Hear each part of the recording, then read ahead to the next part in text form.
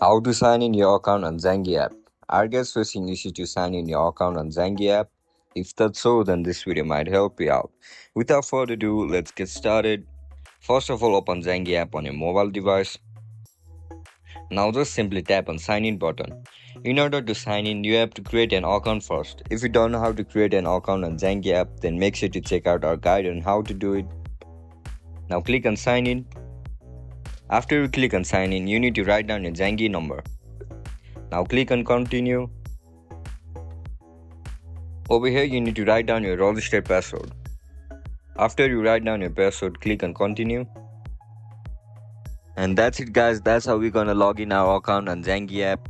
If you guys found this video helpful, don't forget to like, share, and subscribe to our channel. And if you guys have any issues regarding Zangi app, then make sure to comment down below so that I can help you out. See you in the next one. Bye bye.